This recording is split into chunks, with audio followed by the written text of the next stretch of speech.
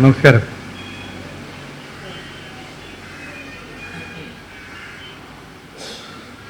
ശ്രീരാമദേവനും ലക്ഷ്മണനും ജടായുവിൻ്റെ ശവസംസ്കാരം യഥാവിധി നിർവഹിച്ച ശേഷം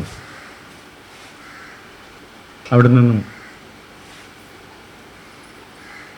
നേരെ പർണശാല ഇരുന്ന ഭാഗത്തേക്കാണ് പോയത്. അപ്പോൾ അവിടെ പർണശാല ഇല്ല എന്ന് മനസ്സിലായി. ഏറെ ദുഃഖിതരായിരുന്നു രണ്ടുപേരും.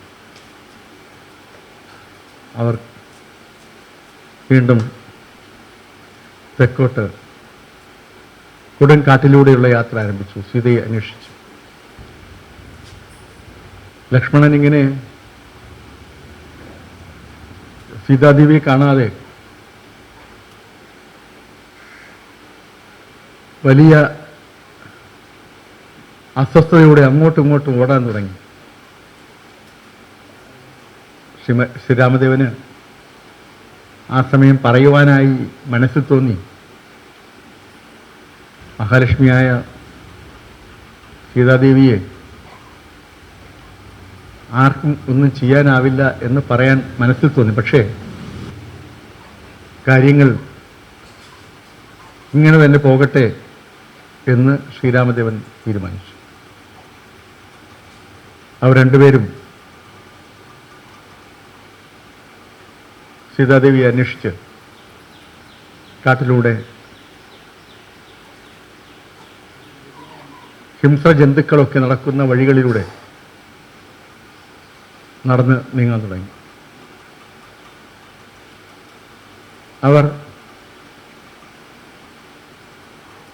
കുറേയധികം നടന്നു കഴിഞ്ഞപ്പോൾ ക്ഷീണിച്ച് അവശരായി. ഒരു തുള്ളി വെള്ളം പോലും ആ ഭാഗത്തെങ്ങും കിട്ടാനില്ല. ഒരു പാറമേൽ ശ്രീരാമദേവൻ കയറിയിരുന്നു. ലക്ഷ്മണൻ ജ്യേഷ്ഠനെ അവിടെ എത്തിയ ശേഷം വെള്ളം അന്വേഷിക്കുവാനായി അവിടെ നിന്ന് യാത്ര തിരിച്ചു. കൊടുങ്കാടിലൂടെ ലക്ഷ്മണന്റെ യാത്ര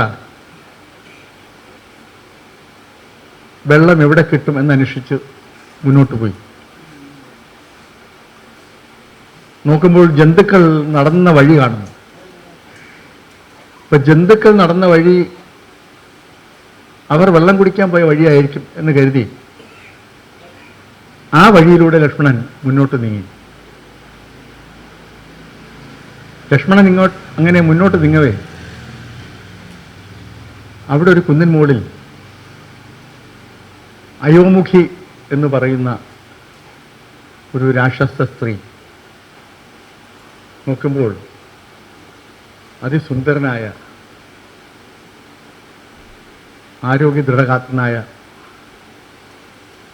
ഒരു ചെറുപ്പക്കാരൻ നടന്നു വരുന്നു. ഈ കാട്ടിൽ ഇത്ര സുന്ദരനായ ഒരു ചെറുപ്പക്കാരന് കണ്ട മാത്രമേ തന്നെ അയോമുഖിക്ക് ഈ ചെറുപ്പക്കാരനെ തനിക്ക് സ്വന്തമാക്കണം എന്ന ചിന്ത വന്നു. ഏത് വിധത്തിലും തനിക്ക് ഇയാളെ സ്വന്തമാക്കിയേ മതിയാവും. അയോമുഖി പെട്ടെന്ന് രൂപം മാറി വളരെ സുന്ദരിയായ ഒരു സ്ത്രീയുടെ രൂപത്തിൽ ലക്ഷ്മണൻ നടന്നു പോകുന്ന വഴിയുടെ മധ്യത്തിൽ വന്നുപെട്ടു. തലയിൽ പൂക്കളൊക്കെ പറിച്ചു വെച്ച് കയ്യിൽ ഒരു കൂട പൂക്കളുമായി ലക്ഷ്മണൻ വരുന്ന വഴിയിൽ വളരെ വലിയ ശൃംഗാരഭാവത്ത് നിന്നുകൊണ്ട് ലക്ഷ്മണനെ നോക്കി ചിരിച്ചുകൊണ്ട് ലക്ഷ്മണനോട് സംസാരിക്കാൻ ശ്രമിച്ചു. അപ്പം ലക്ഷ്മണന് മനസ്സിലായി ഇത് ശൂർപ്പണയുടെ കുലത്തിൽപ്പെട്ട മറ്റാരെങ്കിലും ആയിരിക്കുമെന്ന് മനസ്സിലായി. ലക്ഷ്മണൻ ഇങ്ങനെ അയോമുഖിയുടെ മുഖത്തേക്ക് ശ്രദ്ധിച്ചപ്പോൾ അയോമുഖി നിശ്ചയമായും മനുഷ്യസ്ത്രീ അല്ല എന്ന് മനസ്സിലായി. അയോമുഖി ലക്ഷ്മണനോട് പറഞ്ഞു, എനിക്ക് നിന്നെ വളരെ ഇഷ്ടപ്പെട്ടിരിക്കുന്നു. നീ എന്നെ നിൻ്റെതാക്കി മാറ്റണം. ഞാൻ നിൻ്റെ സ്വന്തമാവാൻ ആഗ്രഹിക്കുന്നു. എനിക്ക് നിന്നെ വേണം. അപ്പോൾ ലക്ഷ്മണൻ പറഞ്ഞു, ഞാനിപ്പോൾ വെള്ളമന്വേഷിച്ച് മുന്നോട്ട് പോവുകയാണ്. എന്നെ തടയരുത്. അപ്പോൾ അയോമുഖി പറഞ്ഞു, നീ എന്നെ ചേർത്ത് പിടിച്ചുകൊണ്ട് വെള്ളം വേണമെന്ന് പറഞ്ഞാൽ ഞാൻ ഈ നിമിഷം ഇവിടെ നിനക്ക് ആവശ്യമായ വെള്ളം എത്തിക്കാം. നീ എന്നെ സ്വീകരിക്കണം. ലക്ഷ്മണൻ പലതും പറഞ്ഞു നോക്കിയെങ്കിലും അയോമുഖി പിന്തിരിയുന്ന ലക്ഷണമില്ല. അയോമുഖി പറഞ്ഞു, നാം ഇതുവരെ ഒരു പുരുഷന് വഴങ്ങിയിട്ടില്ല. നമ്മുടെ ശരീരത്തിൽ ഇതുവരെ ആരും സ്പർശിച്ചിട്ടില്ല. നിന്നെ കണ്ടപ്പോഴാണ് നമുക്ക് ഈ മോഹമുണ്ടായത്. ഞാൻ നിനക്കായിട്ടാണ് എന്നെ സമർപ്പിക്കാൻ തീരുമാനിച്ചിരിക്കുന്നത്. നീ എന്നെ സ്വീകരിക്കണം. ലക്ഷ്മണൻ ക്രൂരമായി അയോമുഖിയുടെ മുഖത്ത് നോക്കിയിട്ട് പറഞ്ഞു, ശൂർപ്പണഖയുടെ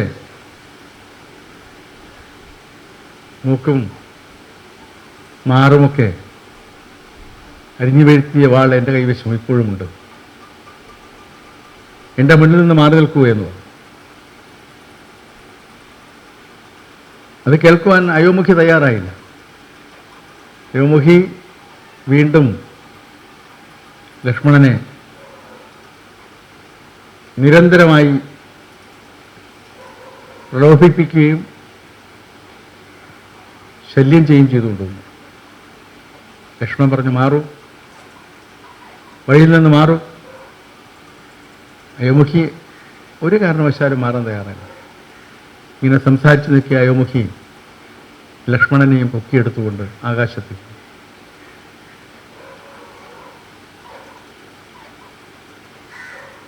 ഇത് കഴിഞ്ഞ് കുറേ സമയമായിട്ടും വെള്ളമന്വേഷിച്ചു പോയ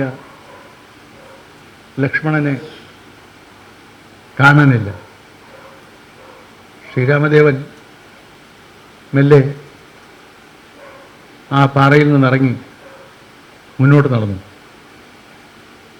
കുറേ നടന്നു വരുമ്പോഴുണ്ട് ഒരു സ്ത്രീയുടെ അലർച്ച കേട്ടു. അപ്പോഴുണ്ട് ലക്ഷ്മണൻ രക്തം പുരണ്ട വാളുമായി നടന്നു വരുന്നു. അപ്പോൾ ശൂർപ്പണയുടെ പ്രയോഗം ഇവിടെയും വേണ്ടി വന്നല്ലോ അനുജ എന്ന് ശ്രീരാമൻ പറയുമ്പോൾ വേണ്ടി വന്നു. കയ്യിൽ ഒരു ഇല കുമ്പിളിൽ കുടിക്കാൻ വെള്ളവുമായിട്ടാണ് ലക്ഷ്മണൻ നടന്നു വന്നത്. ഈ സമയം അവിടെ വരുണദേവൻ പ്രത്യക്ഷപ്പെട്ടു. വരുണദേവൻ ഇവരെ മുഖത്ത് നോക്കി, വരുണദേവൻ ഇവരെ നമസ്കരിച്ചുകൊണ്ടാണ്. വരുണദേവൻ വെള്ളം ആവശ്യമാണെങ്കിൽ നമ്മെ ഒന്ന് സ്മരിച്ചാൽ മതിയായിരുന്നല്ലോ എന്ന നിലയിൽ ശ്രീരാമദേവനോട് അഭിപ്രായം പറഞ്ഞു. ശ്രീരാമദേവൻ പുഞ്ചിരിച്ചതല്ലാതെ അതിന് മറുപടിയായി ഒന്നും പറഞ്ഞില്ല. അവർ മുന്നോട്ട് നീങ്ങവേ നല്ല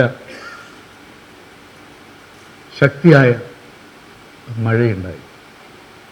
അപ്പോൾ കൊടും വേനലിൽ സഹിക്കാൻ കഴിയാത്ത ചൂടായിരുന്നു. ആ സമയം ഈ മഴയിൽ ഈ അന്തരീക്ഷമൊക്കെ ആറിത്തണുത്ത് അവർക്ക് ആവോളം ആഘോഷപൂർവ്വം മുന്നോട്ട് നീങ്ങാൻ കഴിഞ്ഞു. പർണശാലയും പൊക്കിയെടുത്തു പോയ രാവണൻ സീതാദേവിയും കൊണ്ട് നേരെ പോയത് ലങ്കയിലേക്കാണ്. രാവണൻ്റെ രാജ്യമാണ് ലങ്ക. അവിടെ അശോകവനത്തിലെ ശിംശിപ വൃക്ഷത്തിൻ്റെ ചുവട്ടിൽ ഈ പർണശാല കൊണ്ടുവച്ചു. സീതാദേവി അവിടെ ആ പർണശാലയിൽ അവിടെ താമസിക്കുക. കാവലനായി രാവണൻ കുറേ രാക്ഷസ സ്ത്രീകളെ നിയോഗിക്കുകയും ചെയ്തു. അവരോട് രാവണന് വേണ്ടി നിരന്തരം സംസാരിക്കുവാൻ, സീതാദേവിയുടെ മനസ്സ് മാറ്റിയെടുക്കുവാൻ ഉള്ള ചുമതല നൽകിയ ശേഷം രാവണൻ ഇങ്ങനെ സീതാദേവിയുടെ മനസ്സ് മാറുന്നതും കാത്ത് അവിടെ ലങ്കയിൽ താമസിക്കുക. ഇവിടെ സീതാദേവി നഷ്ടപ്പെട്ട ദുഃഖത്തിൽ ശ്രീരാമദേവൻ വല്ലാണ്ട് വേദനിക്കുകയും ആ ദുഃഖം പലപ്പോഴും സ്വന്തം സഹോദരനെ തന്നെ പ്രകടിപ്പിക്കുകയും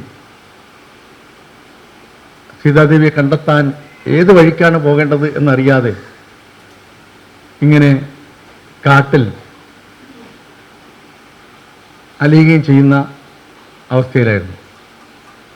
ശ്രീരാമദേവനും ലക്ഷ്മണനും വീണ്ടും സീതാന്വേഷണവുമായി മുന്നോട്ട് നീങ്ങി.